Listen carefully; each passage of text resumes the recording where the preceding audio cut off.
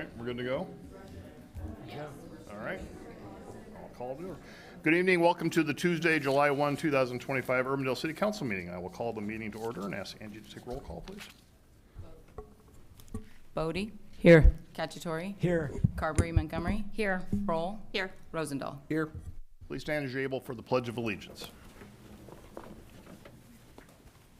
I pledge allegiance to the flag of the United States of America and to the republic for which it stands, one nation, under God, indivisible, with liberty and justice for all. Urbandale is a national leader in character counts, endeavoring at all times to promote and model principles of trustworthiness, respect, responsibility, fairness, caring, and citizenship. In conducting tonight's meeting, we expect that all participants will act in a respectful manner consistent with these principles. Item 2 is to approve the agenda. There is a request from staff to remove item 9.8 from the agenda tonight, so I'd ask for a motion to approve the agenda as amended. So moved. Second. Kroll, second by Carberry Montgomery. Discussion, please vote.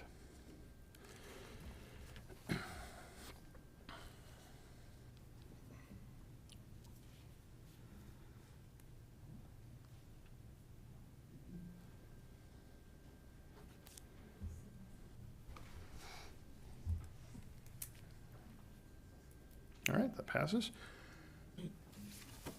We have everybody in? Oh, okay. So, you got everybody? It did. I got a button that said second first, which I've never gotten before. Yeah, me too.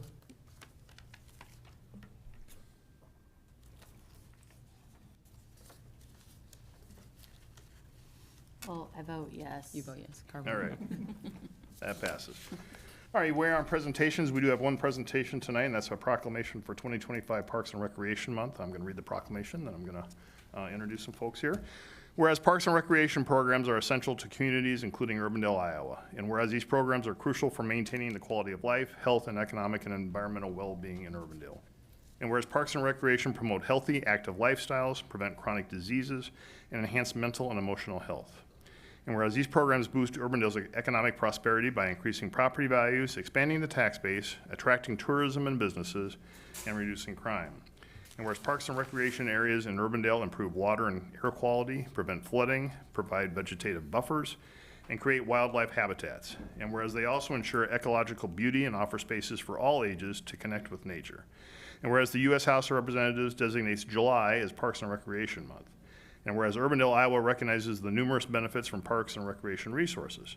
Now therefore, I, Robert Andeweg, Mayor of the City of Urbandale, on behalf of the Urbandale City Council, the Urbandale Parks and Recreation Department, and the entire community, do hereby recognize July as Parks and Recreation Month in the City of Urbandale, Iowa. And I'm going to acknowledge and bring up our Parks and Rec Director, Jan Herkey, to bring up some folks and talk a little more about this. You want to speak first, and then we'll do the picture? Okay. Mr. Mayor, members of the council, it's exciting to have a month dedicated to Parks and Recreation. We have a number of volunteer events throughout the year, but we have a core group that consistently comes to every event that we have and put in many, many hours, and I invited them all to come.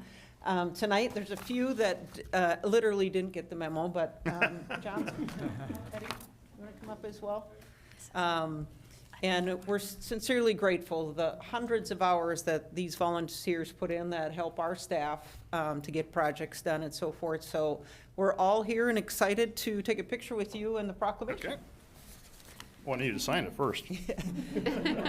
And I'm just going to mention their names as Charlotte and Ted Saliers, Larry and Sandy Kusmal, Steve and Janice Mosier, Paul and Sally Thielking, Craig and Linda Orr, Bruce Bernard and Arlene DeBille, Jim and Phyllis Johnson, and Betty Devine. So we're going to probably need to get scrunched in. Yeah, we can throw stuff back.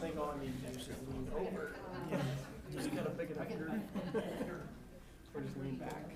That's perfect. We need tiptoes in the back. Hiding in the back. Don't be shy. There we go.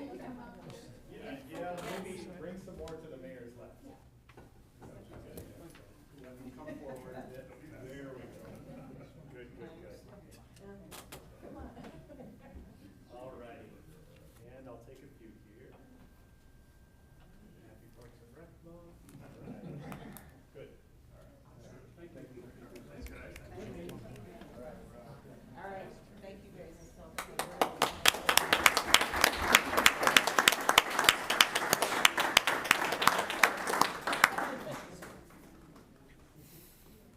thanks to everybody for all their volunteerism.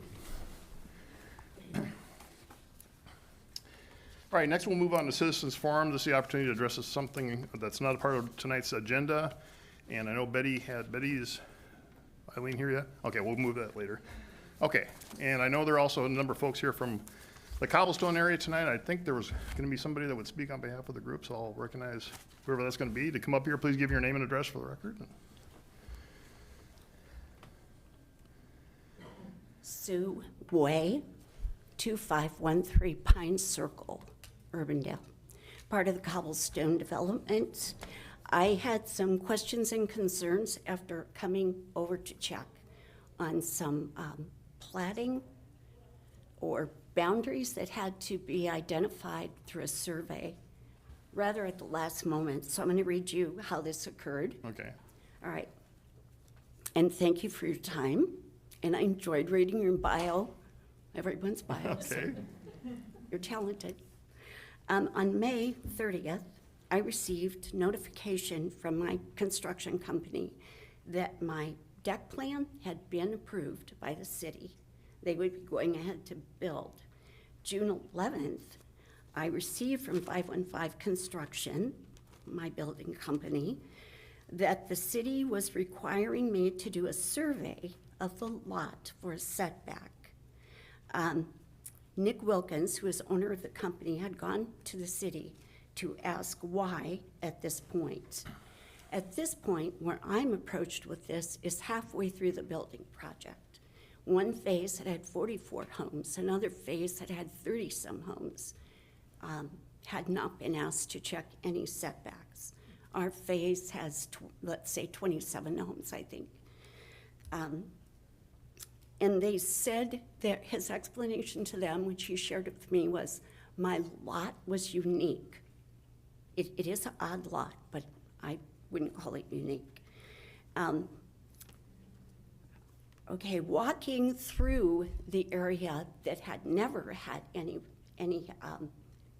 requests for surveys, all the homes were done, all the decks were done. Talking to the individuals who lived here, once again, no surveys done. Then I got an email saying the survey would cost me $750 additional to the price of my deck. Urbandale doesn't have their own surveyor, and I understand why. So the surveyor has to be hired, and it had to be hired by my construction company because they couldn't build for me unless the survey was done. So that cost is passed on to me. My neighbor got one, another individual on Pine Circle got one, then was excused because there was a drainage pipe running on that property, so that one didn't need a setback check. I came over to ask about that question. Since I asked the builder, who should I talk to? He gave me two names, Mr. Kuhn and Sheena. I came to the office, I think it was the 16th, it was a Monday, asked to see them. The very lovely, polite young lady who stepped up to the counter said, let me check if they're here. She was back there a bit, came back and said, Mr. Kuhn is working from home today and Sheena is not here. And I said, that's fine, I'll speak to someone else. That's fine, just get my questions answered. So she said, just a minute, and she went back and she came back without anyone, which maybe there wasn't no one back there. I mean, I wouldn't know. But I had questions, but each time I would ask her a question, she would go back and come back with an answer. One of the things offered to me was a sheet of paper telling me I could rent a metal detector at a hardware store and find the pins. So I did go home, and I have my platting. I've had it since I've had the deed to my home. And I know what my lot shaped like, but there were no pins, I guess, because it took the surveyors, a team of 3, a day and part of one day, part of another day. It took them quite a long time to find this lot, or my lines, and put the pins in. when this little gal, anytime I asked a question, she would have to go back and talk to someone else. And then she would come back to me. Finally, I read the printout, learning that you had no surveyor. Then at the end, I could tell this was going to terminate. So I just said, I have one question. Why was this required halfway through the project? Why did the string of homes before not hear any of this? And so she went back, she came back, and her explanation was, it's complicated. You know, I'm old, I'll give you that, but I can understand some complications. So I went and spoke with Jeff and thought about it a bit and thought this was, you know, my husband served on city council a number of years in Carroll, Iowa during urban renewal, a nightmare, but it was successful. So I know that the next step is to bring it to you. I cannot say I was the young girl who went back and forth was as polite as she could be, but I think she was getting worn down and she didn't have the information I needed. So it was an issue of being passed on. So I'm coming to you with that concern and that question. All right, I appreciate that. And I know there are a number of folks that are here tonight, obviously, and I know we've had a number of similar concerns. So I think, in the meantime, I think Councilmember Cacciatore met with a few folks over the weekend or last week sometime, brought it to my attention and brought it to our city manager's attention. And I think David has also met with, I'm not sure who you talked to or met with. Mr. Westendorf. Yeah, so this is good. We're fully aware of it. There's nothing we can solve right here tonight. I know that. But I think we obviously are aware of the issue now, and we can work with staff and work through the issues and try to get a lot of these questions answered that are and concerns that are out there right now, so. Well, thank you. We are moving forward, so, you know, I'm to observe what happens going forward with the other lots. Are their setbacks checked? We will endeavor from our side certainly to get the issues resolved and get it moving forward, so. All right, thank you. Thank you very much.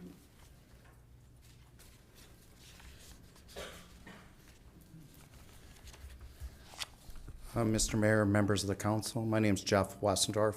I'm the community manager of Cobblestone. And at this time, I'd like to, Mr. Mayor, if it's okay, I'd like to ask the Cobblestone people to stand so you can know who they are. Okay, perfect. Thank you, members. You may be seated. It's just like church. Cobblestone is a wonderful 157-unit townhome community built in 5 phases, approximately 35 years ago. Like many associations, Cobblestone has reached its end of its useful life and is in revitalization stage. Currently, we are undergoing a $10 million capital improvement plan to replace all siding, windows, doors, and decks throughout the entire property. In addition, we previously spent $2.5 million 2 years ago replacing all roofs, fascia, soffit, and gutters and downspouts. We are pleased to improve the quality of life for Urbandale community and undoubtedly will improve your property values, which I think means tax base for you. I'm here today to express some frustration and ask for improvements in your community development services, particularly as it relates to the review of permits and the building inspection process. Our construction team, including Cobblestone owner and a licensed architect, Greg Hayes, myself and the owners of our contractors met with 4 city staff members on May 6th, 2025, 8 weeks ago today. At that meeting, we raised many concerns consisting of permitting approval and inspection, setback requirements and floodplain updates, changes in plan approvals related to Juliet railings, and replacing decks. The meeting lasted for over 2 hours and we are grateful for the staff's time. However, we asked 3 very specific questions during that meeting that we expected a written response to, and to date we have not received one. Here are the 3 questions. What is the code standard for the approval of Juliet railings, and what triggered the change from November 24 to spring of 2025? Second, why did a city planner advise our contractor's architect to modify footing requirements for decks using a chart that had different standards than was published on the city's website at the time. And third, what is the code, setback requirements, and other easement requirements that the staff is using when evaluating site plans for new decks and improvements at Cobblestone? Candidly, the lack of response from city staff has now eroded our trust in the permitting review and inspection process. On June 18th, I again raised these questions with a building staff member related to their application of inspections code and customer service. We feel that inspectors are not consistent in their application of inspections, code, or the customer service. One inspector has now requested site surveys to verify setback requirements when a deck has already been built to the approved plan, and also footings have already been poured and have passed inspections. Is city staff really going to require a brand-new deck to be demolished and rebuilt when it was not expanded beyond its original previously city-approved plan? This is upsetting owners within Cobblestone who now must comply with expensive surveying to replace decks that are being rebuilt to the same location as they have sat for more than 30 years. In the site plan evaluation process, there appears to be inconsistencies in setback requirement documentation. Some lots have notes about setback requirements and others simply do not. We have asked several times for copies of the city code with Cobblestone setback requirements, since it was originally developed as a PUD, that those documents are not available on your website. Now 8 weeks have passed since our initial request, and we still have not received anything. I do want to thank your city manager, who did phone me yesterday and committed to delivering these documents by July 4th. To some of our owners, it does not feel that some owners within Cobblestone are being held to higher standards of review, inspections, and surveying. Further, we expect that city staff will hold all contractors to the same standards and setback requirements, plan reviews, site plan reviews, and inspections. Please note that Cobblestone's project contractor, who also contracts for decks for many of our homeowners, is submitting professionally drawn plans by a licensed architect, while other contractors are producing hand-drawn, handwritten plans that quite frankly lack sufficient details. Yet those plans are being approved without comment. In closing, we ask for the following, and I have a copy of this letter for all of you: that the 3 questions posed on our May 6th meeting be answered in writing by city staff no later than July 14th. That we receive assurances from council and the city staff that our contractors and owners will be treated with fair and non-retaliatory treatment on all open and future permitting activities consistent with any other contractor working in Urbandale. That the city sees this project as an opportunity to improve your permitting process, and the inspection process that ultimately will contribute more than $12 million in property value to your city tax base. And that city staff engage with all of our owners and contractors in an open and transparent manner, and that we are not stonewalled when we come to City Hall with questions, as I believe Sue Way was just treated. We have experienced many positive staff interactions as well, and I would be remiss if I didn't note them. And I'd be happy to share those privately with you, including names. However, we are also happy to meet with city staff to address specific questions, share inspection observations, and help to improve the permitting and building inspection process. Thank you for your time, and I'll be happy to take questions. I'll be happy to meet with anybody afterwards. All right, thank you, Jeff.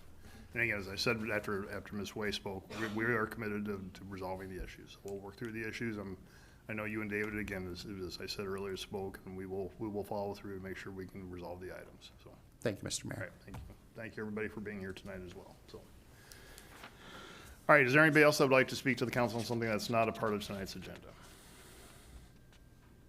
All right, then we will move on. The item 5, to adoption of the minutes from the June 17, 2025 meeting. So moved. Motion by Rosendahl, Second? second by Bodie. Discussion, please vote.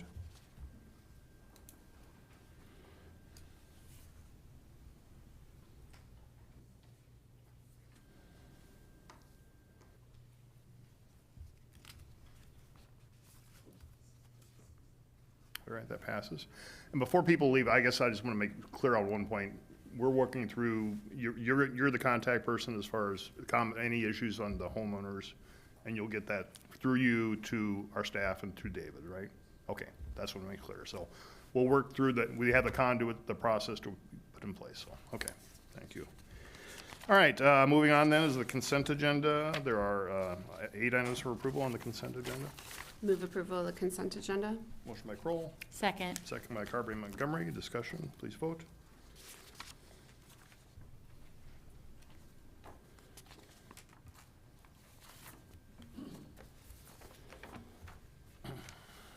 That passes.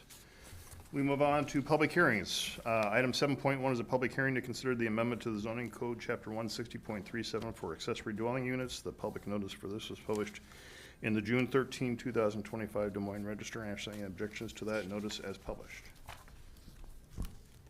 None. Okay, is there a motion to open the public hearing? So moved. Motion by Kroll. Second. Second by Cacciatore. Discussion, please vote.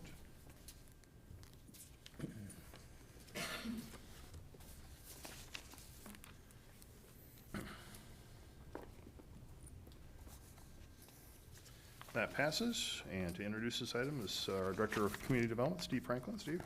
Thank you, Mayor. Good evening also. Time to talk about ADUs, right? We've known this is coming for a long time. This has certainly been on our radar, all of our radar screens for quite some time. In a second, I'm going to have Annika come up and run through the language of the code for you. I know that she started talking to AARP probably 2.5, 3 years ago on this topic, and it's kind of been building momentum. And then you might recall last August, almost a year ago, we had a lunch and learn session with AARP and Polk County Housing Trust. And then we followed up, staff followed up that meeting in December of last year with a lunch and learn session on what we hoped at that time could be our code. And we were well down the road on that. And then the legislative session started and we got wind that, hey, they were going to take up this issue. That certainly has been approved, and matter of fact, it goes into effect today. So we thought, well, we jumped right on it, and there was a need, obviously, then, since it goes into effect today, to get ourselves aligned with what the state legislature requires. And so Annika's gonna run through the language with you. She's done a tremendous amount of work on this, has followed this all the way through. Obviously, some of the things that you're gonna see are different than what we talked about at the Lunch and Learn back last December. But the state, isn't gonna allow us the flexibility to do some of the things we would have liked to have done. But it's certainly something that we can work through and provide these opportunities for residents who want to have them. So with that, I'll have Annika come up, run through the language, and we'll see if we can answer any questions you might have about it. All right. Thank you very much. Okay, so just briefly, in case we've missed you in the past or you're hearing this for the first time, I want to talk about what is an accessory dwelling unit. It's often called an ADU. It's a smaller independent residential dwelling unit located on the same lot as a single family home. They might be inside the home essentially, like in a basement or an attic. They could be separated from the house, so in the backyard. Maybe they're above your detached garage. There are a lot of ways you could incorporate this into your property if it was something you wanted to pursue. And it's something that we had wanted to expand in our city, and it's also something that the state has decided we should expand in our city. I wanted to just briefly go through some of the ways that the city is now constrained. A lot of these things are things that we had previously discussed, just so we're all on the same page. We must allow ADUs on any property with a single-family residence. The state's definition of a single-family residence is very broad, so it will impact more properties than just a typical home. It must be allowed by right, so it can't be conditional. No public hearings are allowed. We have to write into the zoning code how they're going to do it, and they just have to follow that. We cannot regulate appearance, materials, or design.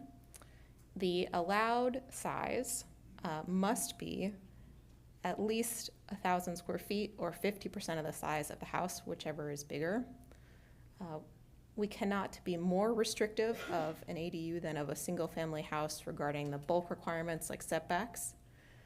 There are constraints on utility connection requirements, impact fees, and we cannot require additional parking. So what is actually in the code that we are proposing today? So given all those constraints, we are able to limit the number of ADUs per property to 1. That's very reasonable and common.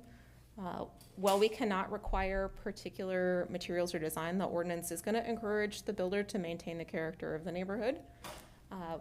We are going to clearly limit the maximum size in line with that state code. So somebody would be able to build always at least 1,000 square foot ADU, or if they have a really big house, they can build an ADU that's up to 50% of the size of that house.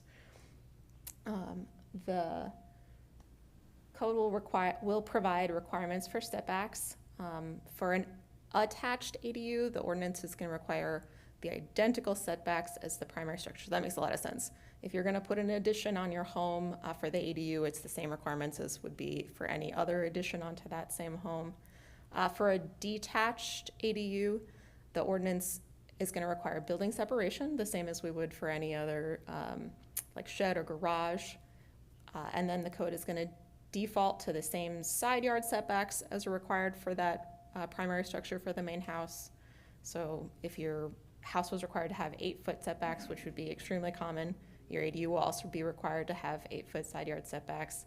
And then if you're building a smaller detached ADU, something less than 1,000 square feet, the minimum rear setback would be reduced to 10 instead of the usual 30 or 35 that would otherwise be required if we just completely defaulted to the setbacks that are required for the house. So that's the only way that or one of the only ways that we're being less restrictive than the state code, and it is to make it a little more practical to have a detached ADU in the rear yard of a typical single-family house. Otherwise, it would be very difficult in most scenarios. The proposed code also provides clear guidance on access to the ADU, which must be provided with a sidewalk or paved driveway out to the right-of-way, and it requires that clear access across the property is maintained so that emergency services can reach all residents. We've provided additional clarity on when the housing code must be followed, and the proposed code limits wheeled and transportable structures to the extent allowed under the state code, and requires that manufactured and mobile homes be placed on a permanent foundation and converted to real property if they are used, which is, again, in line with that state code requirement. So that's the general lay of the land. I'm happy to answer any questions or try to show you anything that you're interested in. On the second to last bullet point, provide additional clarity on when the housing code must be followed. Can you explain that some more? Yeah. I would think they'd always have to follow it. Basically, always. Okay. The thing is, you could theoretically build an ADU that an owner of the property was going to occupy. And then the constraints can be a little bit different on that. So, like if you and your parents were all on the deed, Okay. and you're each living in a unit, it's not a rental. But later, you might want to turn it into a rental. You're not technically required to follow some of those rental requirements up front, but you might want to consider that in construction. And so that's why it's mentioned in this code. Okay, that makes sense. How does this work if on your property there's a covenant that, for example, would not allow a detached structure? Yep. This does not overcome any covenants that may be on your property. The state did not limit those in any way.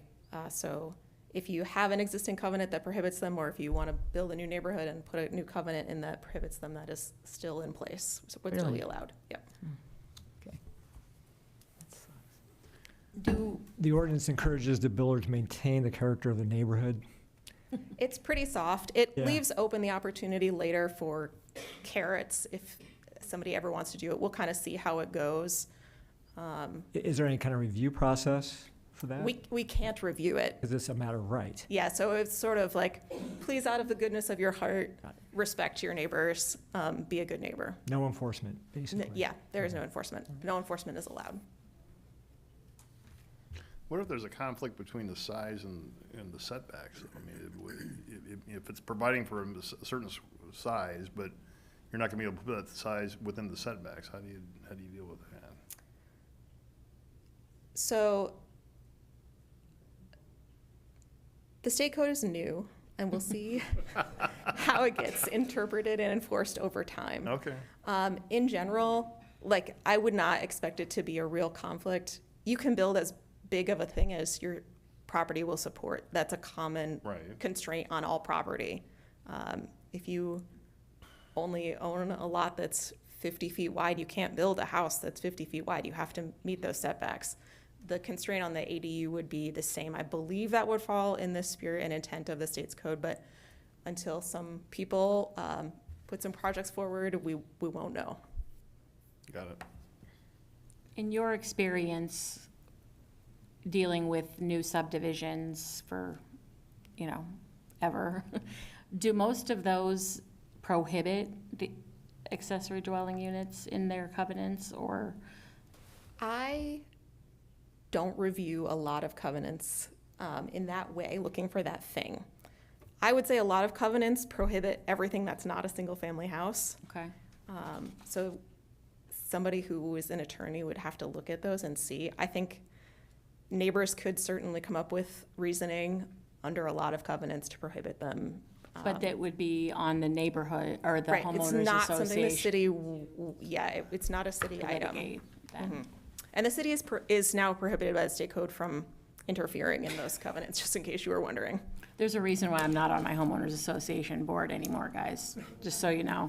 I decided city council would be a better option. So does this mean a homeowners association could ban fireworks? Well, I mean, I'm just trying to understand the logic of this.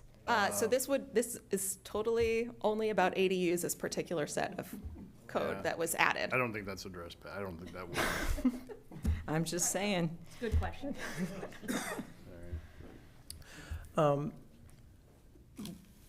This is more of a curiosity. I saw an article about Seattle, and they're seeing a lot of sky bridge ADUs, where it's basically like two houses right next to each other with like a sky bridge between them. Okay. Would that be considered a detached or an attached? That's attached. I would just say, okay. It would not be feasible under the current code in any scenario that I can currently conceive of, but I'm willing to think more about it. Don't think too hard on it, but that was something I saw recently I thought was kind of interesting. It sounds expensive, so we probably It won't does see sound that a here little for a expensive, while. yeah. Sounds real expensive. All right, any further questions for Annika at this time? Annika, I thank- appreciate your hard work on this prior to getting everything Yeah. thrown at us. And I'm excited that we are still, or we have to move forward, but we were wanting to move forward. I don't know of any other city that's approved a new code in line with the state ordinance, so we can be, I think Clive may have. I think. they're pretty close. Are they? They haven't finalized yet? Okay. But I don't know. They were We're very close to the beginning, Okay, so okay. we're doing our best. All right, we are in public hearing on this item. Is there anyone who'd like to address the council on this item? All right, seeing none, then is there a motion to close this public hearing? So moved. Motion by Kroll, Second. second by Carberry Montgomery. Discussion, please vote.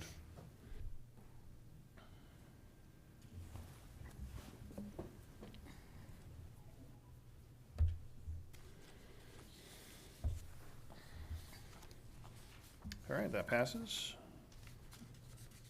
Motion to approve council letter 8218. Motion by Second. Kroll, second by Bodie. Discussion, please vote.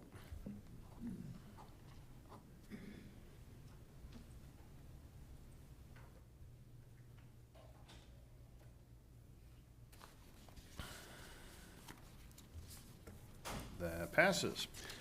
All right, moving on to item 7.2 is a public hearing to consider the water and sanitary sewer easement vacation for Lot 1 of Sunflower Plat 1 and Lots 1, 2, and 3 of Sunflower Plat 5 at 8701 Douglas Avenue. The public notice for this was published In the June 2025 Des Moines Register, I have any objections to that notice is published. None. All right, is there a motion then to open the public hearing? So moved. Motion by Rosendahl, Second. second by Bodie. Discussion, please vote.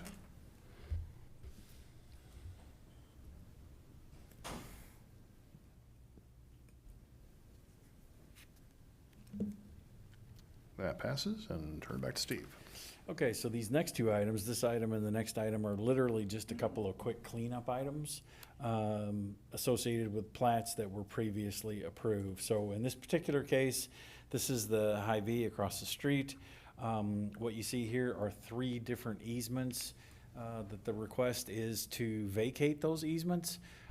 You might recall back in, when was it, last August, we did a preliminary and final plat to separate off the C-store from the store as part of a corporate effort within Hy-Vee to get kind of all of their entities within the right buckets.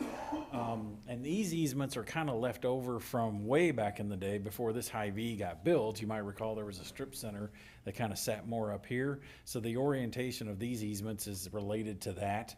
And so really, in a nutshell, what's going to happen is this sanitary sewer easement, which is the red easement, is going to be vacated, in part because it goes underneath the building now. There didn't used to be a building there. The buildings used to be up here, but it goes under the building, and we only really need a new sanitary easement to come up to about this point right here at the corner. So we do have the new signed easement to record and to vacate this one. That will take care of the sanitary. This particular water main easement does come through here to serve these houses back here, so it will need to remain public. However, you might be able to see there, it's not centered over the water line. So they're gonna vacate this one and record a new one, basically in the same location. It'll just center the water line within the easement. And then this particular water line here is, now that it's off of the right-of-way and comes in the way it does, it no longer needs to be public, it is private.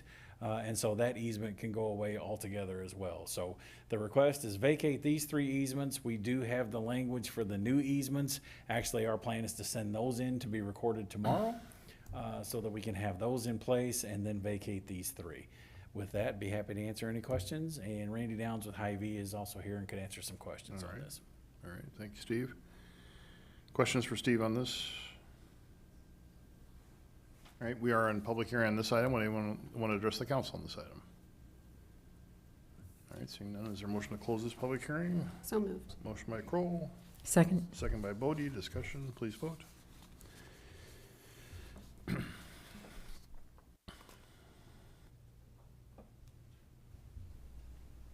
That passes. And there are 2 items for consideration on this item. Motion to approve Resolution 202-2025. Motion by Kroll, Second. second by Bodie. Discussion, please vote.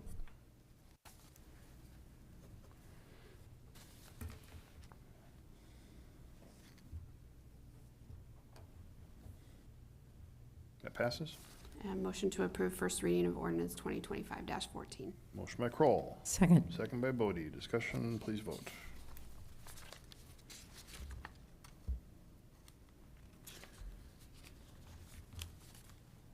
That passes. Item 7.3 is the public hearing to consider the storm sewer and surface water flowage easement vacation for Magnolia Heights Plat 1 at 153rd Street and Walnut Meadows Drive. And the public notice for this was published in the June 2025 Des Moines Register. Ask any objections to that notice is published. None. Is there motion to open the public hearing? So moved. Motion by Kroll, Second. second by Bodie. Discussion, please vote.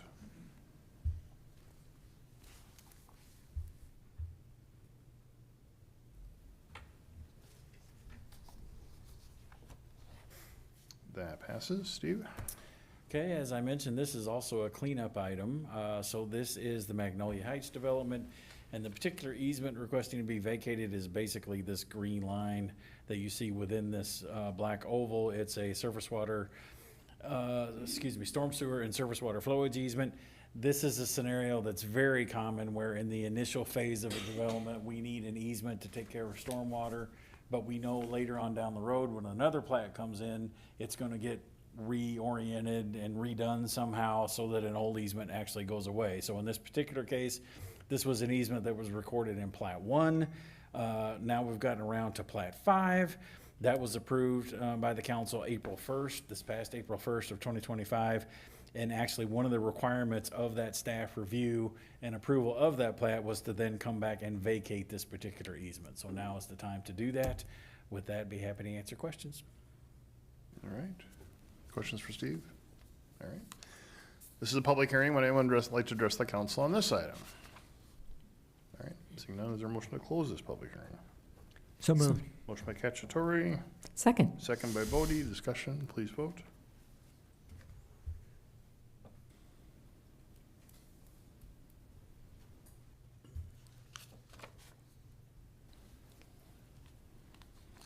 That passes. There are 2 items for consideration. Motion to approve resolution 201-2025. Motion by Rosendahl, Second. second by Cacciatore. Discussion, please vote.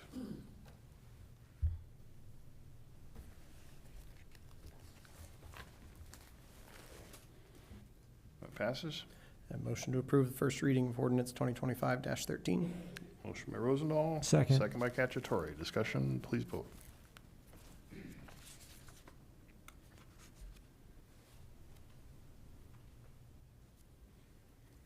That passes. That ends our public hearings. Move on to item 8, to establish new public hearings.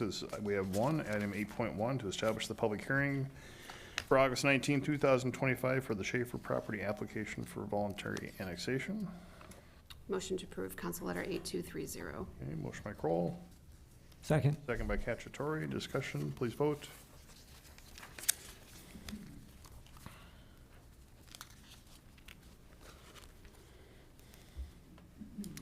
That passes. Moving on to regular agenda items. First is item 9.1. That is consider the Meredith Drive right-of-way boundary adjustment applications. And again, Steve will present this. Okay, so this one is also kind of a cleanup item, and this one is interesting. As you all know, Des Moines Christian is going through the process to annex their property into Urbandale, and that has been filed with the City Development Board, so that process is underway. And at the time that that was done, we just pretty much left the right-of-way, the Meredith Drive right-of-way alone, didn't create any kind of an issue. Well, now, as you know, with your previous approval, we're establishing a public hearing for the Schaefer property to come into Urbandale. And so that's these 2 parcels that you can see here. And so we have a situation per state code where area up here in green is Grimes, area down here in green is Grimes. And so if these 2 parcels are gonna come in, the Schaefer property and the Des Moines Christian property, we need to maintain a connection from Grimes to the north down to Grimes to the south. So this 50 feet along the western boundary of the Schaefer property will remain in Grimes, which gets us down to the right-of-way. And then we have this very unique situation here where we've got 2 60-foot strips of right-of-way in Meredith for a total of 120 feet wide. And they are owned by the city of Urbandale, but they're within the city of Grimes. So now that we have 2 parcels wanting to come in, we need to fix that and sever those 2 parcels from Grimes so that we can bring them into Urbandale, except for the western 50 feet. So there'll be a little 50-foot strip that maintains our connection to be able to get to Grimes down here to the corner. So this just really kicks off a process, as you saw in the resolution that Maria prepared, to authorize the mayor to then request that Grimes sever this right-of-way that Urbandale owns, and get them to sever it. And then once they take action, we can take action to get property back to ourselves since we own it. So that's it in a nutshell.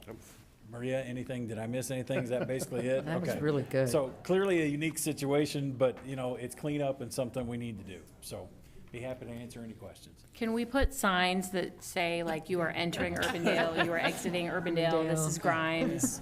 It might, might be a good idea, except they may be changing again in the future, so it's. All right. Any further questions, comments? I'll move Resolution 208-2025. Motion by Bodie, Second. second by Carberry Montgomery. Discussion, please vote.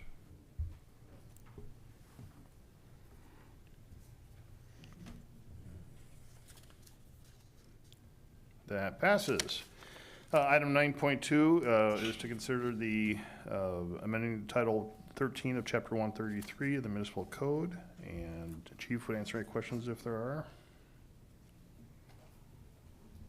Again, this is the second and third readings. We have this in place by the 3rd of July. Yeah. Motion to suspend the rules requiring 3 readings of an ordinance for ordinance 2025-12. Motion by Rosendahl, Second. second by Kroll. Discussion, please vote.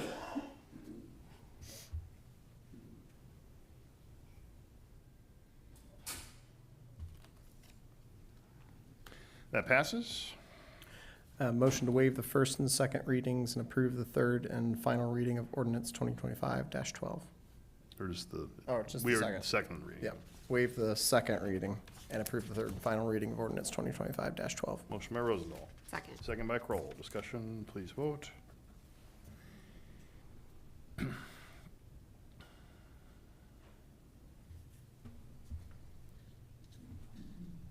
That passes. All right, so that is now in place for the 4th. I think I know the UPD got some information out on your social media accounts, and so Yes, we've been pushing out the new law and the new requirements on times and things like that. So we're hoping people are paying attention. I know there's been some news articles out there as well on KCCI and others that have been outlining where you can light fireworks, when, and those types of things as well.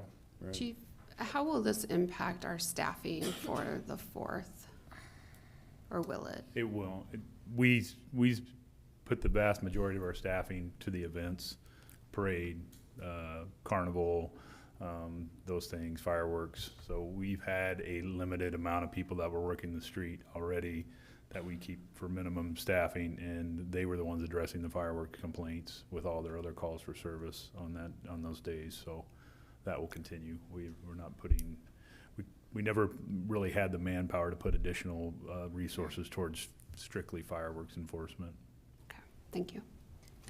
Chief, at the last meeting, when we discussed this more in depth, you had indicated that, I think because the 4th was a Friday, the hours were a little bit different, and I was confused about that, and I was wondering if you could clarify. The 4th is always set. It goes till 11 o'clock on the 4th, Okay. always, no matter when the 4th is. If the 4th Okay. is a Tuesday, it's gonna be 11 o'clock no matter what. Okay. The time that changes is if the 3rd is on a Friday or Saturday, then they allow it to go an extra hour.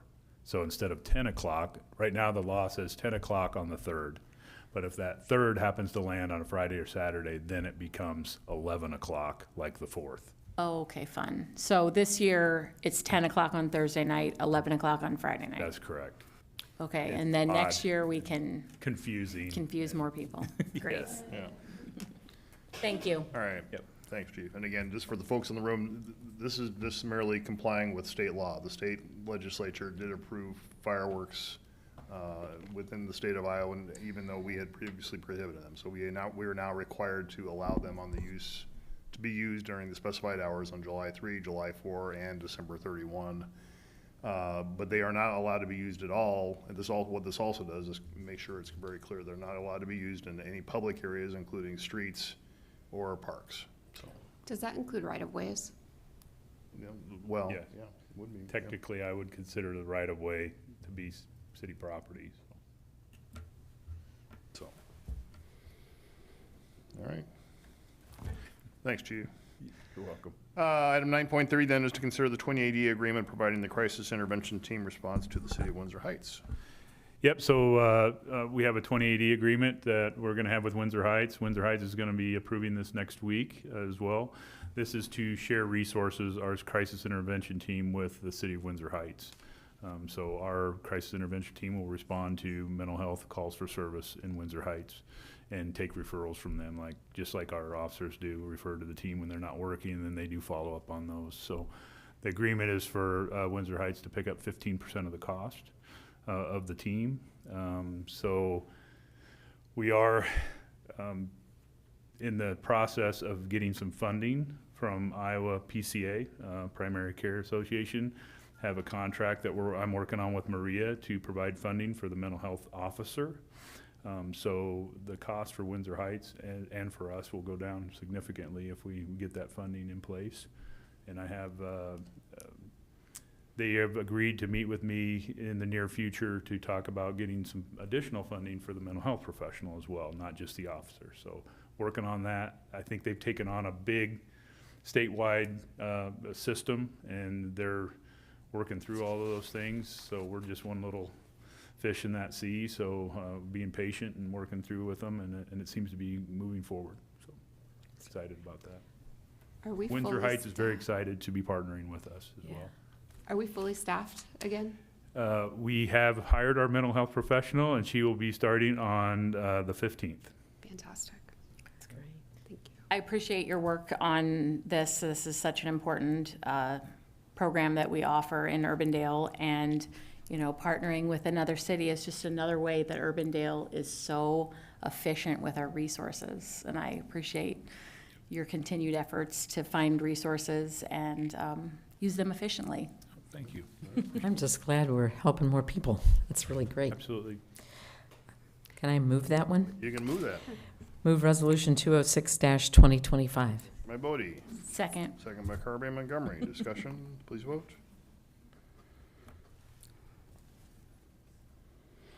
I should have said, may I?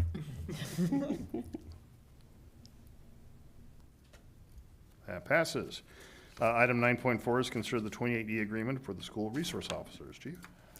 So through our budget last fall, we had a request from the Urbandale School District to add an SRO to the middle schools. You're aware, we've always had as long as I've been here, for longer than 30 years, we've had an SRO at the high school.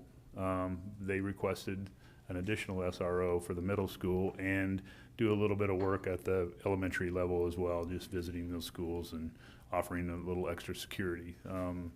So I presented that to the council during budget time, and it was approved. The 2080 agreement is just cleaning up the old 2080 that we had for the single SRO, combining both positions, and then setting out the funding, which is 75% the school's cost and 25% for us. So same arrangement that we had with the single SRO, just added some language and stuff and to cover both. If I recall correctly, this is a special assignment that an officer would be placed on. Is that correct?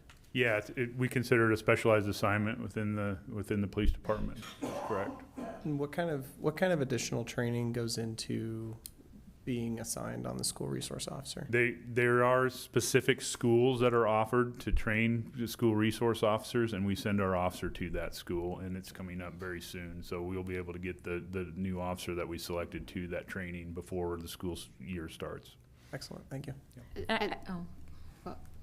And this is special assignment, however, the staff remain consistent. Is that correct? Or am I remembering that wrong? I'm not sure what you're asking. We don't Rotate your staff through? Not very often. It's what we consider at the police department a non-rotating specialized assignment. So and what that means is we keep that person in that position for an extended period of time because we think it's important for the continuity with the schools and with the students to not be changing that position all the time. So yes, that officer that's selected for there, if they're doing a good job and everything's going well, they can stay in that role for quite a few years. And you've already assigned, or picked who is going to do this new position? We have. Okay, and that was an application process, or people could raise their hand to do Right, that? we have an internal policy on Okay. that where officers can apply. We do an interview process, and then we go through a list of criteria to look at before we make the selection. I think you talked about this during budget session, but I would like you to remind me, and, you know, with summer, I know they take their vacations then, but there's still more time. What do they do during the summer that they're not on vacation?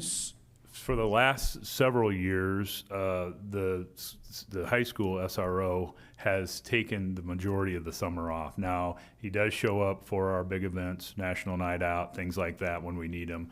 If they didn't have the time to take off during the summer, they would simply come back and be assigned either into patrol or to support services duties, whatever duties we had in that division. But because of how much vacation that particular officer has, they are able to take it off. Okay. They are, yes. And we encourage them to take the time off during the summer when school's not in session. Right. Particularly in that 2080, if you read through it, if the high school SRO is not available, like he calls in sick, we cover that position with another officer. The middle school one, we will not be doing that. So if the middle school SRO calls in sick, the 2080 stipulates that we will not have to replace that position because it's difficult for us to do, especially last minute, to cover that position. But we will continue to do that at the high school. Thank you. I would like to point out, I still see the high school SRO during the summer at various school events as well. So while he may not be officially on duty, he's still around Yep. regularly. There's still school activities going on in the summertime that he participates in. Yep. Um, Right. Motion to approve council letter 8220. Motion by Kroll, Second. second by Bodie. Discussion, please vote.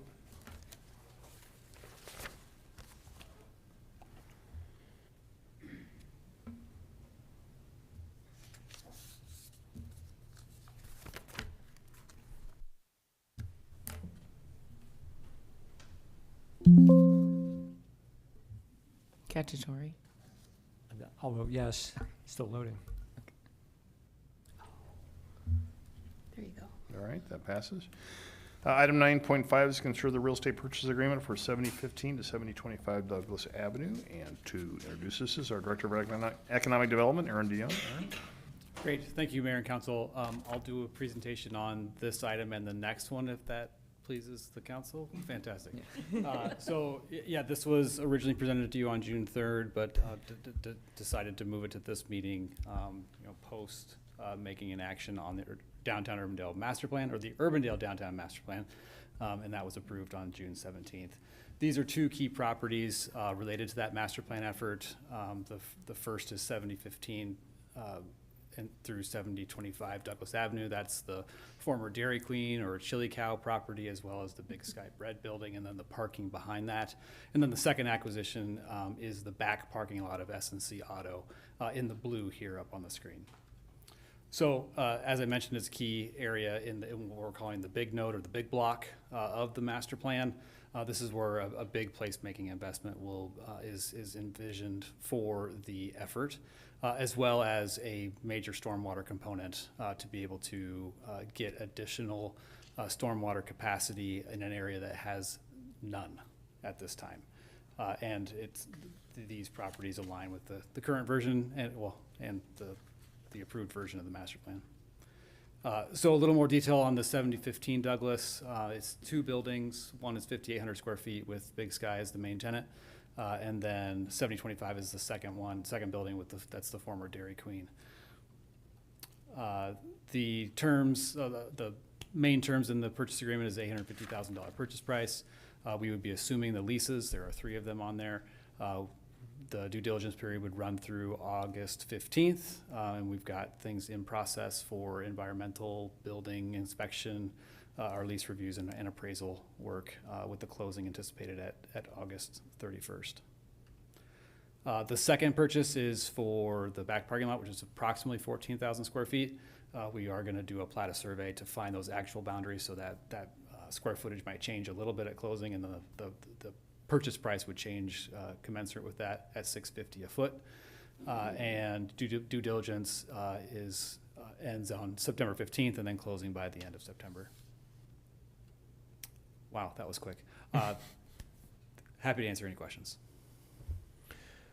So the old Dairy Queen is vacant right now, and then I'm assuming we're not going to be looking to fill that as part of this. Like, this is mainly just let's get the properties underhand so that we can understand what's going on and get a better plan together.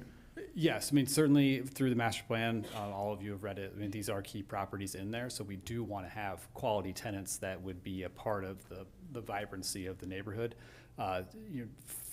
Having it more figured out as to what this area is going to look like specifically will help us in landing a tenant. Should that improvements for a new tenant happen under the watch of the city's ownership, I think that would be a great thing.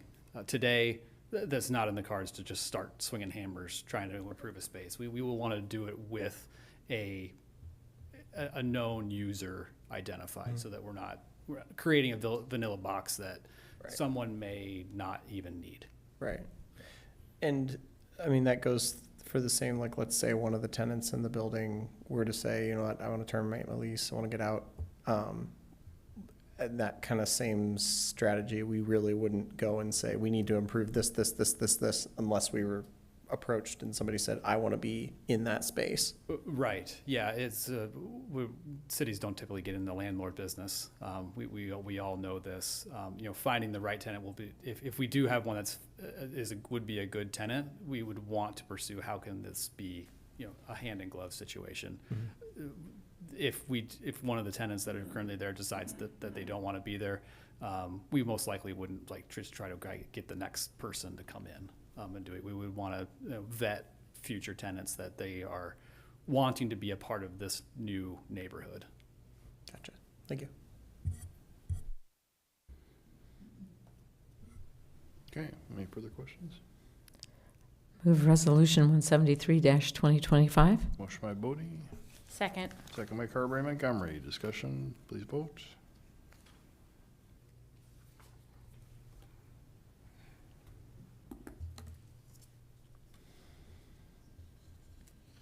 That passes. And then item 9.6 is consider the real estate purchase agreement for 3834 70th Street. Move Resolution 172-2025. Motion by Bodie, Second. second by Carberry Montgomery. Discussion, please vote.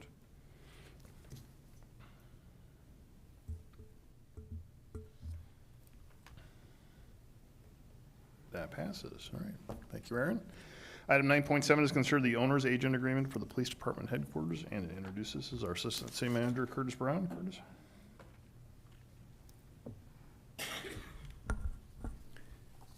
Good evening, Mayor and council members. To provide some background on this agenda item, we go back to the CIP that was approved in January, which included a replacement headquarters building for the Urbandale Police Department. That in the CIP is estimated at, it's approximately a 70,000 square foot building, more or less $50 million. I believe it's in the CIP at 54, but rounding to about 50 here. This is going to be a complex project. It will be probably 18 to 24 months of construction. These are complex buildings with a mix of office and garage space. There's a thought to have a firing range. There's places that are secure, places that are open to the public. So these are fairly complicated construction projects. And so, as several of our peer cities across the metro have done when they've worked on public safety projects, we are proposing hiring an owner's agent for this project. An owner's agent, as you read in the council letter, but I'll just briefly recap here, essentially acts as an extension of the city staff, but an additional staff member, so to speak, that is highly skilled and expert in construction management.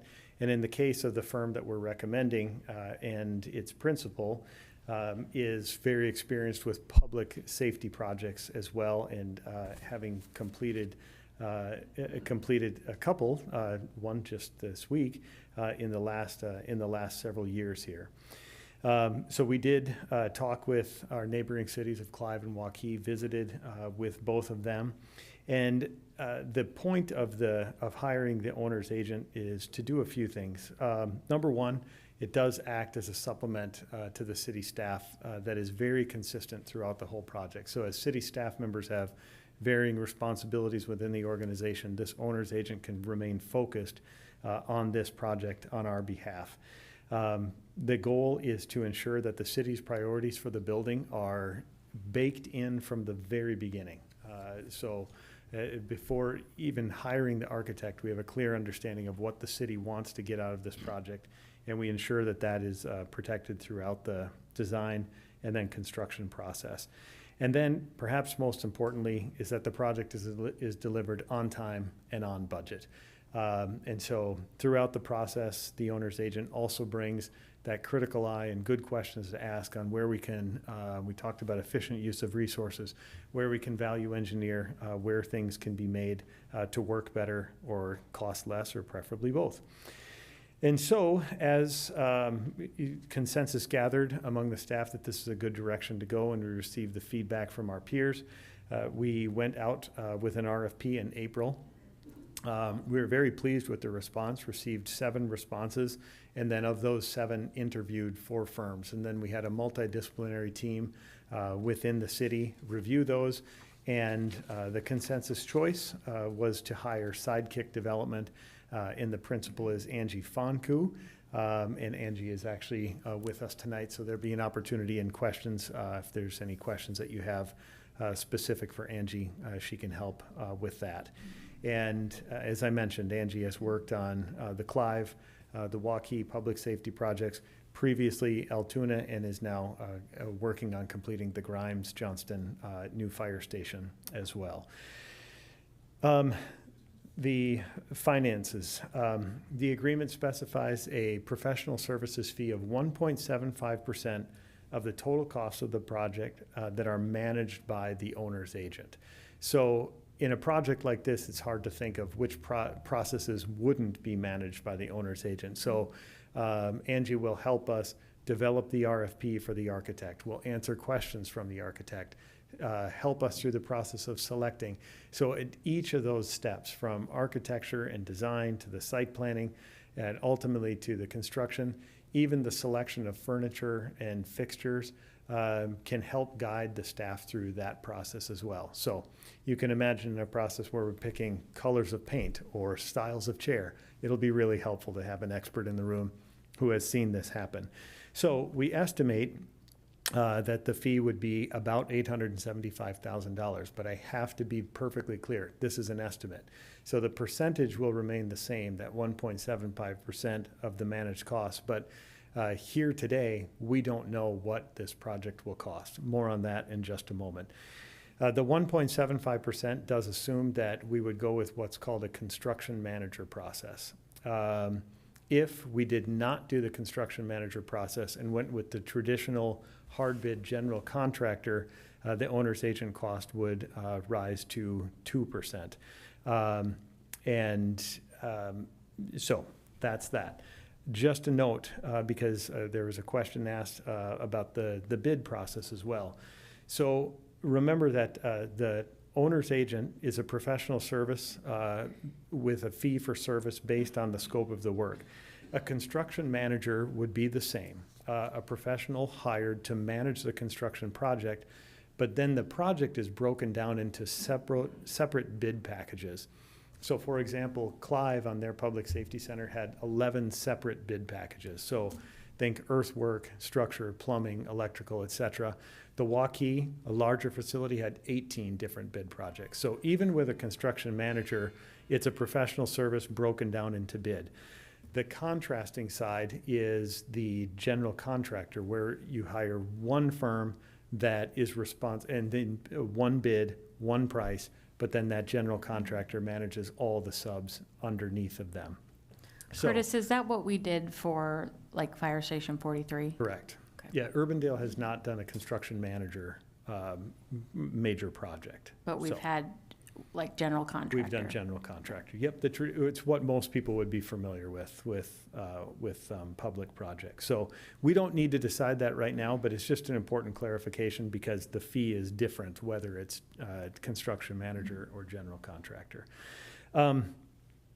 Last important note on that. Right now, we are, the plan would be to take this project to a referendum in November of '26.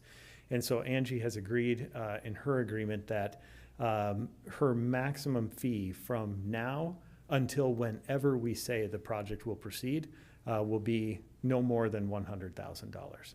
And so that gives us some protection, so to speak, that once we know the project is ready to go, then her normal 1.75% will kick in for the rest of the project. But at least from now until our decision to proceed, anticipated to be in November of '26, no more than $100,000. So I know that's a lot of information, covered a lot of ground fast. Are there any questions for me or any specialized questions that perhaps Angie or the chief could answer? So when it comes to the period of time pre-referendum, $100,000 range there, That is, I mean, the idea is going to be pursuing kind of some ideas of design, usage, and all those items. Yeah, great question. In fact, in this time, we would anticipate selecting an architect, moving fairly well along in the design process, because if it is approved, we do want to be ready to go and catch bids at their most efficient, as Urbandale is good at doing. So there would be, and then if we go the construction manager route, and again, that's a decision for later on this year, we don't need to make it now, but we would get that team locked down as well. So potentially coming into early next year, we'd certainly have the architecture team defined, and then perhaps the construction manager if we went. And is that construction manager somebody that we select, or is that somebody at Sidekick? I know we would select that. Sidekick would just help us through the process of developing the RFP, selecting the firms to interview, et cetera. Gotcha. And at some point, you're going to explain to us more the option, like, we're going to weigh those options. And Yep. Okay. Yes, and I don't mean to complicate it now, but I thought it was important to understand why the differential in the agreement, the 1.75 versus 2. Yeah, but we don't need to make that decision now. I think this is a really great idea. Since Angie's here, would it be possible for us just to hear from her a little bit, and maybe she could tell us a little bit about her local experiences?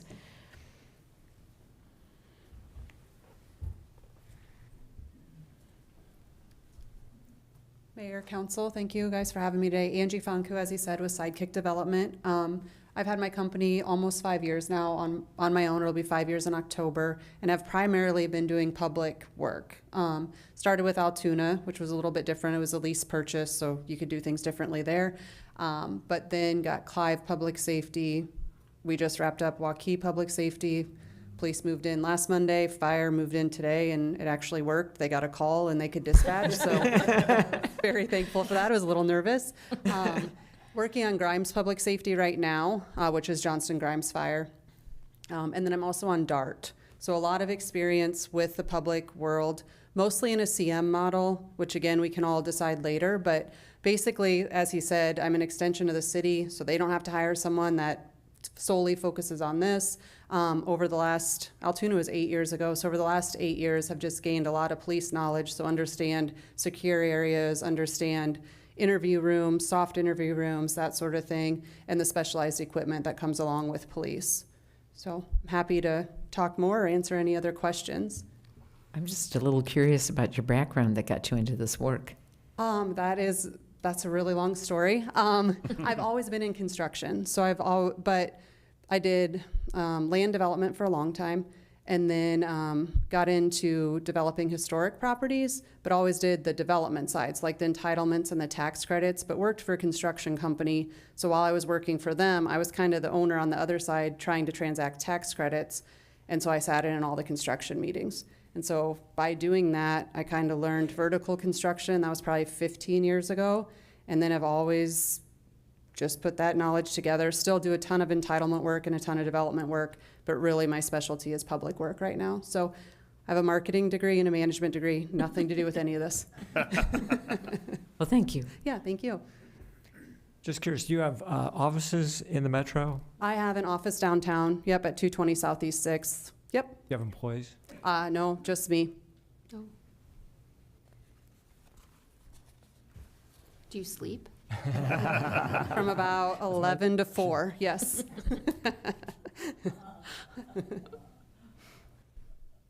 All right. Any further questions? I'll move approval of Resolution 205-2025. Motion by Carberry Montgomery. Second. Second by Bodie. Discussion, please vote.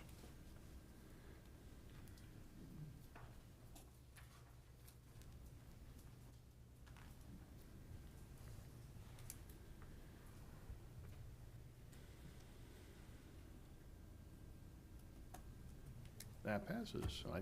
Angie, thank you very much. We look forward to working with you. I know you've come highly recommended from Clive and from some other folks too, so we're looking forward to working with you. So. Thank you. I appreciate it. I'm looking forward to working with you guys too. All right, thanks. All right, we have eliminated item 9.8 from the agenda tonight, so we move on to item 9.9. That's to consider the purchase for the Miracle on 86th Street lighting features. And we'll turn it over to our Assistant Parks and Rec Director, Scott Hoke. Scott? So exciting. Can we get any more lights down there? Oh, we got a lot of room, lots and lots of room. And really, it's, holidays are just around the corner, really, you think about it, before we know it. Well, Jan just got me, we got it on my calendar just the other day. Right, but- yeah, we've got our date, we'll share that at the end, I'll hold everyone in suspense. Thank you, Mayor and Council. Scott Hoke, Assistant Director for Parks and Recreation. Again, here to talk about our newest purchases. We're requesting for Miracle on 86th Street. Just to clarify, staff recently solicited proposals for new lighting feature for Miracle on 86th holiday display. With that, vendors were asked to provide a new feature piece for next season, and then they could add additional things based on funds available. This is kind of how we do the playgrounds. We kind of put out a dollar amount, and then they come back to us with their proposals based on that dollar amount. We found it can be difficult to compare items directly with each other when we're just trying to bid a single item, because some people might have something that's a little bit different, it has a little bit of a flair or an art feel to it. So this is our first year trying this with Miracle on 86th Street. So far, we're very happy. Again, what we're looking for is primarily a new featured piece, which we've had kind of in that center. First year was the train, 2 years ago was the gingerbread house, and the last year, of course, was the joy letters. All very well received, all super happy with them. We were going to do some additional stuff last year, but we weren't sure where what the funds were going to be available, or cost was going to be for the joy letter, so we wouldn't know how much money we had left. And then we weren't able to make it happen in time. So we put out the request for proposals. Vendors were asked not to exceed more than $45,000 for equipment and delivery, because this includes funds from this budget starting today and last year's funds as well too, because we weren't able to spend them all last year. So we're combining them. We had 5 vendors submit a total of 18 different proposals that we got to evaluate and look through. And you can see the costs and the scores on there. And then the one from Mosaic Design, option number 2, scored the highest. We evaluated them on overall impact, site compatibility, what we thought worked best, assembly and storage, how that was going to work, and of course any safety issues. And all vendors were asked to submit at least one option with a walkthrough ornament feature, which is something that we had initially kind of shared that we might want to do when we started this whole process. So this is the proposal from Mosaic Design in option number 2. So it'd be this 18-foot tall ornament. Now, don't worry, we're going to use the warm white as opposed to the cool white, but would have the red trim around it on this one. So it would match with our features that we have down there. And then, again, because we had set a cap not to exceed $45,000, they also included 2 other items. The first one is an ice throne with 2 ice crystals. Apparently there was a movie, Frozen, a few years ago that was popular. And so that would be on this package as well. And then a 10-foot tall illuminated star, which is similar to the snowflakes that we have down there, but they're only 6 feet. So that would be a great addition as well. Staff is recommending the approval of the proposal for Mosaic Design option number 2 in the amount of $44,988 for the new lighting features, and then also sharing that we are scheduled for Tuesday, November 25th for the mayor flicking the switch. And I'd be happy to answer any questions. Could we get Elsa at that November 25th? Yeah, since we've scheduled early, we'll see. Maybe we'll take applications and auditions for those that might be willing to come down and sing for us. So I envision that piece being wildly popular. I'm sure you asked about the durability of that piece. Yeah, and from Mosaic, their pieces have a 5-season warranty on them. So, and actually the gingerbread house is from Mosaic as well too. So it held up very well over these last 2 seasons. So and they're built to be outside and to be this not one will abused, be sat upon. Yeah. So, the throne for sure, and that's what it's for. I mean, that's how it's designed. So is there room for the whole council to sit on the throne at once for our picture? I think we can all get in the ornament. I don't know about all of us but we can change the pictures here to everyone, their individual pictures on the ice thrown as well, too. I mean, there's options out there. I think that's a great idea. Can I move it? Move it. Motion. Go for it. Move Council Letter 8217. Second. Motion by Bodie, second by Kroll. Discussion, please vote. I just gotta say, I got so excited when I saw that in the packet. It was just- The best We're excited wild too. idea you guys have ever had. Yes, thank you. And thank you for your support on this one, too. I know it's a oddity, but we do enjoy it, and we obviously get great response for it, so thank you. Yeah, it's awesome. That passes. Great. Thanks, Scott. All right, item 9.10 is to consider the Urbandale Community Action Network request to use the Lions Shelter for Whiz Kids tutoring program and waive the rental fees. And I'll turn it over to our Parks and Rec Director, Jan Herdke. Jan? First, I do have to, I think I've mentioned before, but Scott did initially bring the idea of holiday lights too. But one of our other staff, Kyle Curley, came up with the miracle on 86th Street, so amazing staff. So Yes. before you tonight is a request from UCAN to use the Lions Park Shelter for a Whiz Kids program. And throughout the year, I come to you with requests. We get requests from different groups for special events and to waive fees for them. What's unique about this one, all the other ones have been one-time event of like the MS Society or Parkinson's or fundraisers, so forth.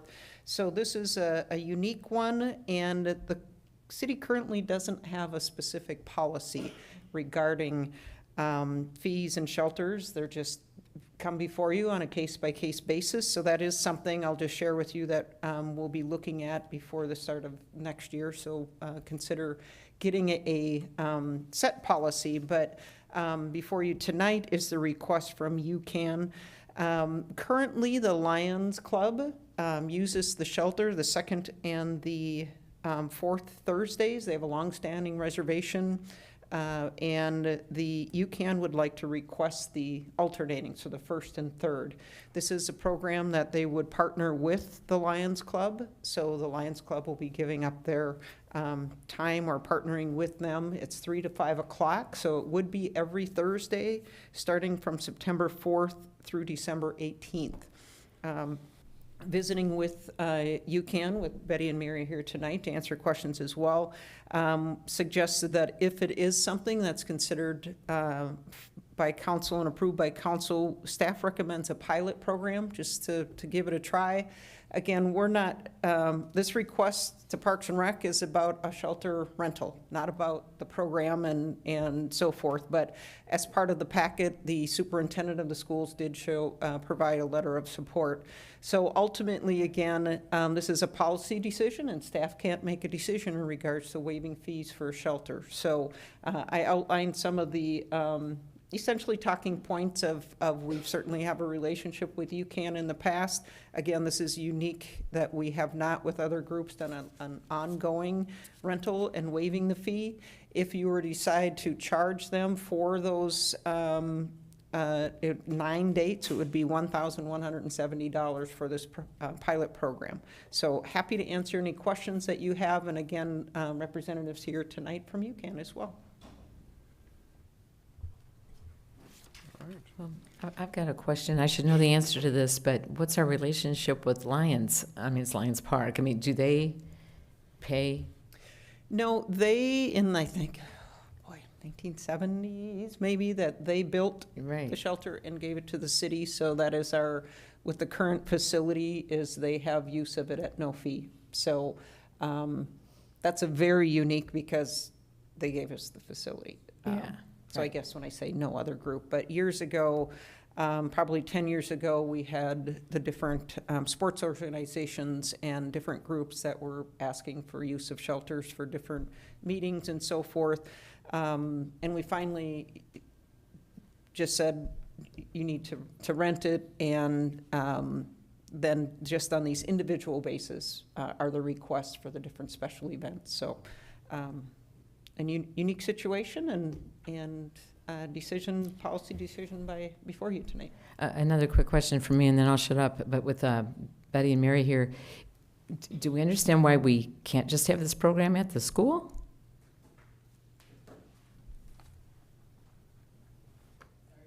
Sorry.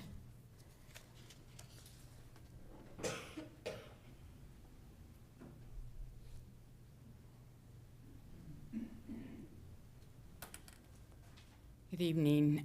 Betty Devine, with the president of the Board of Urbandale Community Action Network. The school supports the program.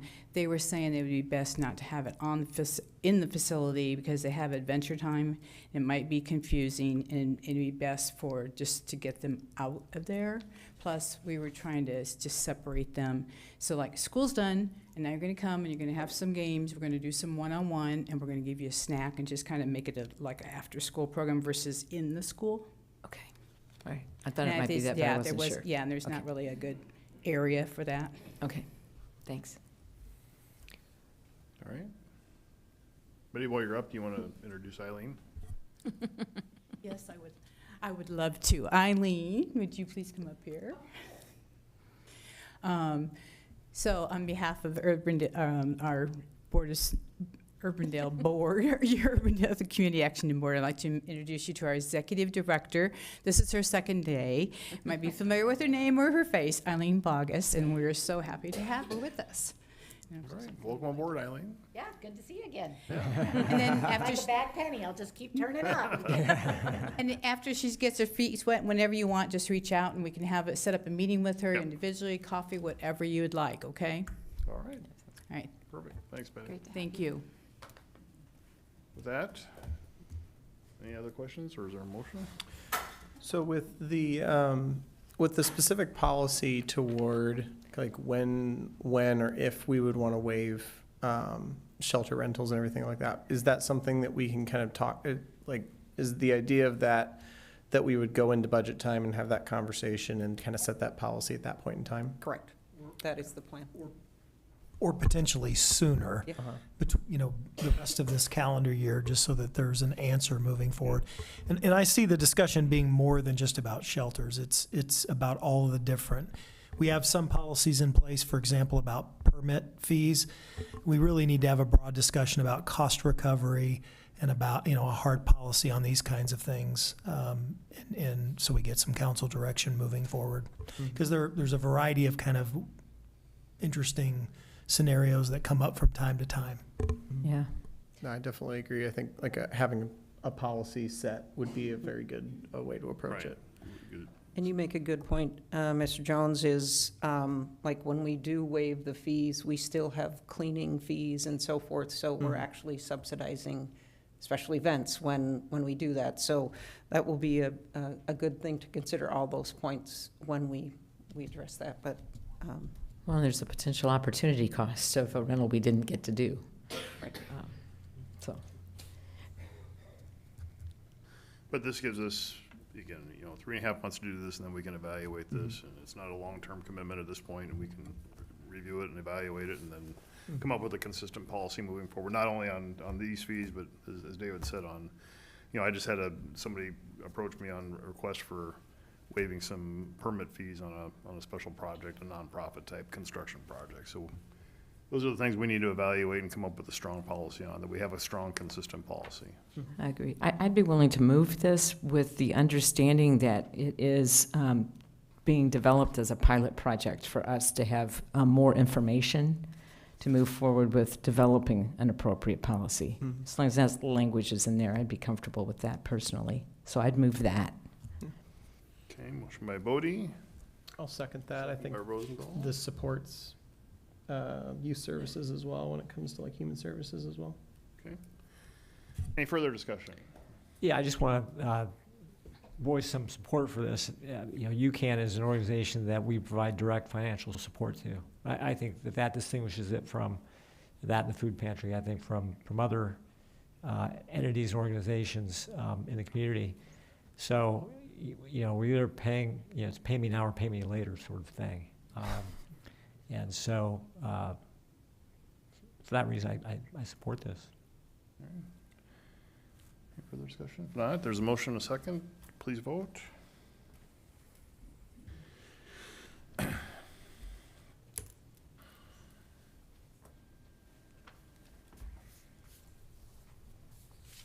That passes. And Joe, I appreciate your comment, but again, that's probably one of the considerations we need to have, is that's what we need to look at in developing a policy, certainly. To do that. Agreed. So, yep, so. All right, thank you, thanks Betty and Eileen, and thanks Mary. Then we look forward to doing this on a pilot basis, and we'll see where it carries us, so. All right, thank you. All right, that takes us to the end of our action agenda, so we move on to reports. City manager report, David. The only thing I have tonight is just, I appreciate the one-on-ones we're having. I look forward to follow-ups. I know, I apologize that I talk a lot in those one-on-ones. So, but we'll be doing more of that. I've enjoyed that. A lot going on. Staff are doing a great job. We've got a lot of irons in the fire. The only other thing is, as everybody knows, on vacation last week, I did spend some time in Frankenmuth, Michigan.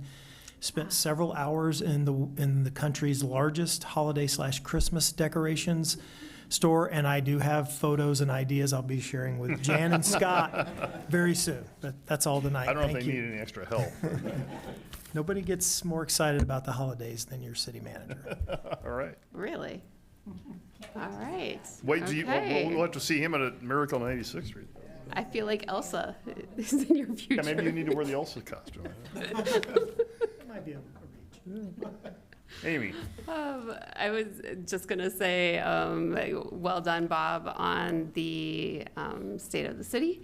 Very well received. I'm assuming that's now up on YouTube. I'm not sure if it is or not, and Derek's not here tonight, so I don't know. I looked for it yesterday and I didn't see it yet, so. Okay. And then, great job, Pat. It was fun to be able to peek my head in real quick and see you play, as always, is lovely. And then it was great to see everyone out at the ice cream social. Yep. So it's a full weekend. All right, yep, thanks. And we have a full weekend this weekend too, so. Oh, yes. Yes, we do. Joe? Yeah, thank you. I'm glad some of the Cobblestone folks are still here. You were all my neighbors, along with Councilmember Bodie, who lives also across the trail from you, across the creek from you. And I just wanted to comment that I'm very happy and supportive that you're making all these improvements. Jeff is right that, those kinds of improvements are something the city should support, and we do. And as the mayor said, I think these problems are going to be fixed, and you're going to be happy. So stay in touch, and don't be shy about letting us know how things are going. Or at least I can speak for myself. Don't be shy about letting me know. I don't want to volunteer everybody else, but you can stay in touch. And I'm just up the street from you on Roseland Drive. Want to second what Amy said about State of the City. As usual, great event, great job by the mayor. I was really happy with the attendance, and also the ice cream social attendance was amazing. A great event, and enjoyed that. And I just want to also give one more shout out to Eileen Bogus. I'm so thrilled and happy that you are back in service of Urbandale, and I know great things are ahead for UCAN. That's all I've got. Thanks, Joe. Blake. Just got a couple of updates from Bravo. We had our meeting on Wednesday of, I think might have been a couple weeks back. So there was a slate of capital project grants that were approved and announced on June 19. So there's, I think, 10 or so projects that are moving forward that are Bravo supported.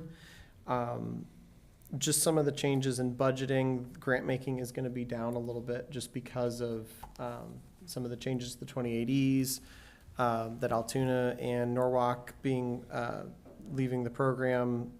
Still currently leaving the program. I think there's still conversations about trying to bring them back to the table, but we'll see how that goes. So they would be, if they stay the course, they'd be leaving June 30, 2026. So that'd be a pretty big loss, I think, to the organization if they were to fully leave, especially since Altoona has a substantive portion of contributions to Bravo and the area cultural organizations. And one last thing that was discussed is they are doing a study on the City Hall in Des Moines to see if that is, see what kind of cultural uses could be put into that space. The idea is to do this kind of a study of it and then basically hand that out to the development community to say, hey, this is some ideas of what this space could fit and all of that. So I'm interested to see. I think they're supposed to be having some more information on that in September. So let you guys know what comes of that. Other items, just wanted to appreciate the water updates from CIWW.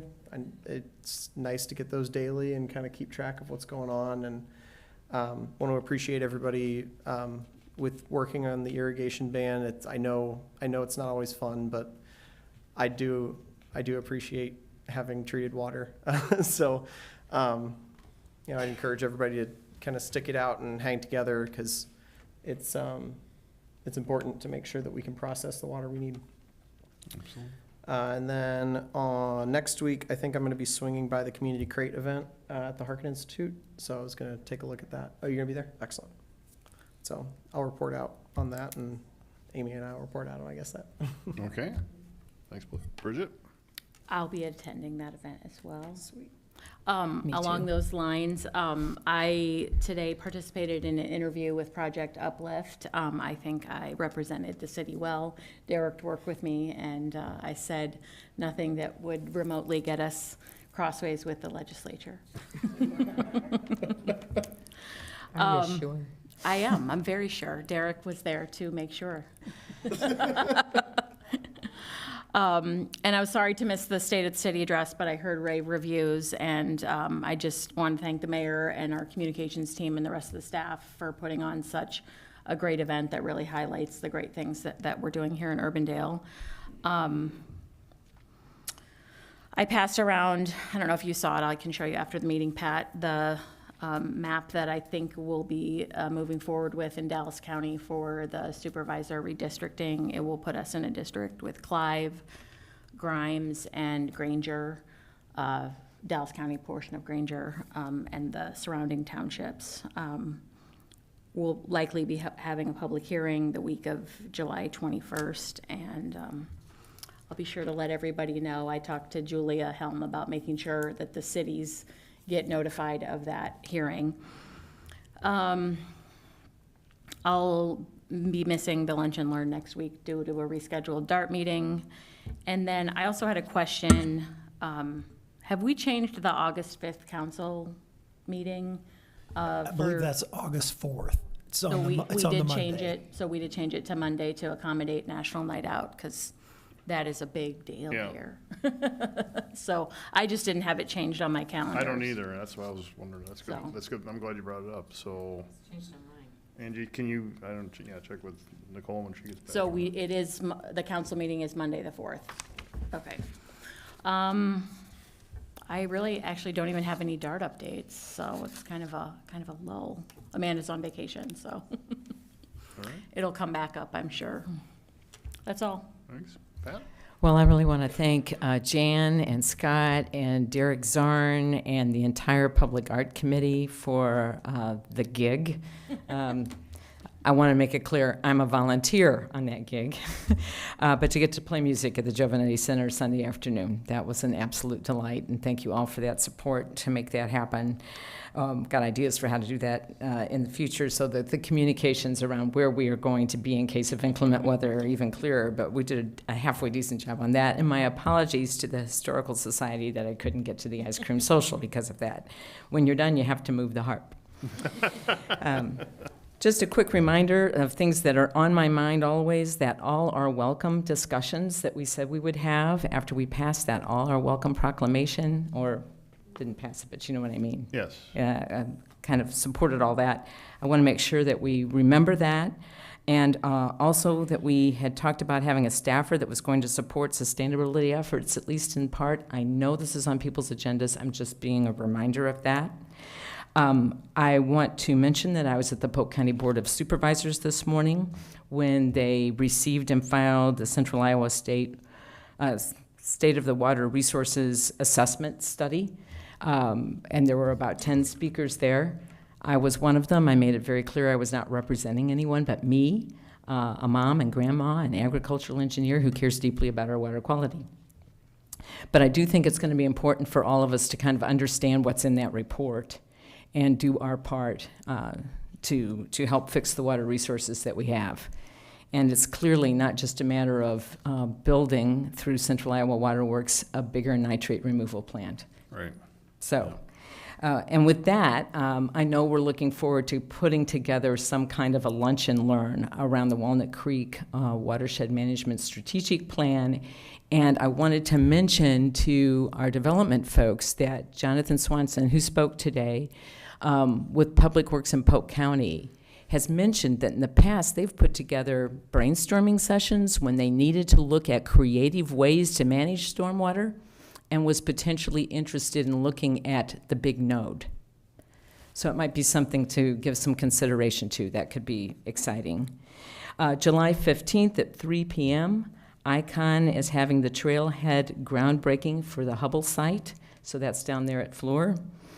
And then I want to say that I thought the state of the city was deeply moving.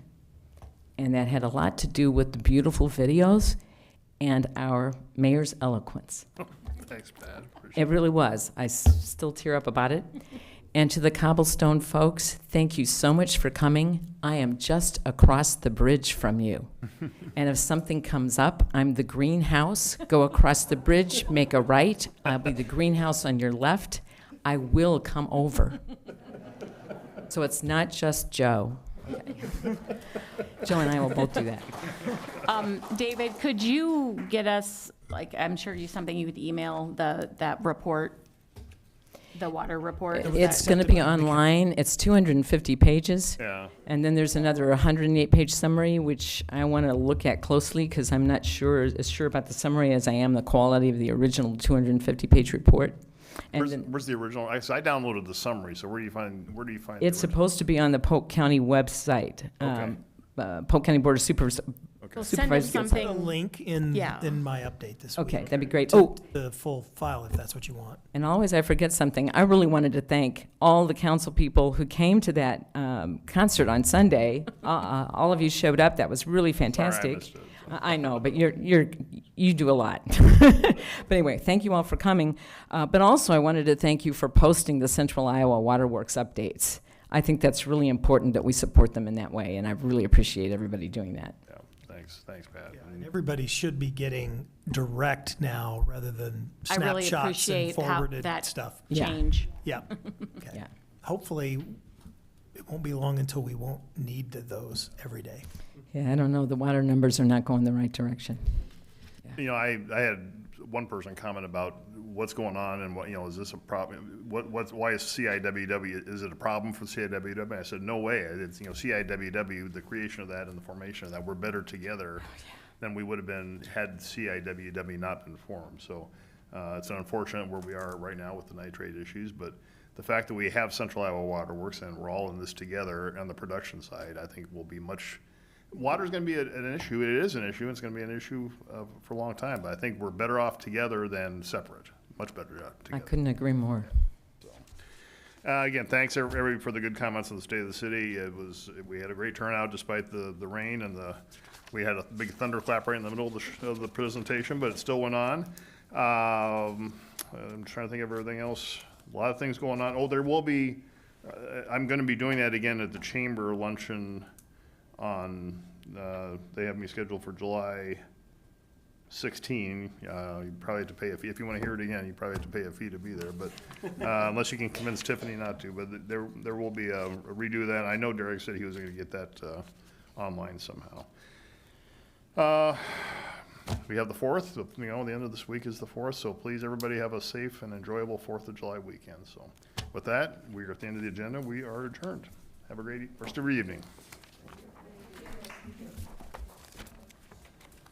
I'm calling bingo Wednesday night at 6. Josh. I'm at 5. I'm right before you. I'm at 7, so.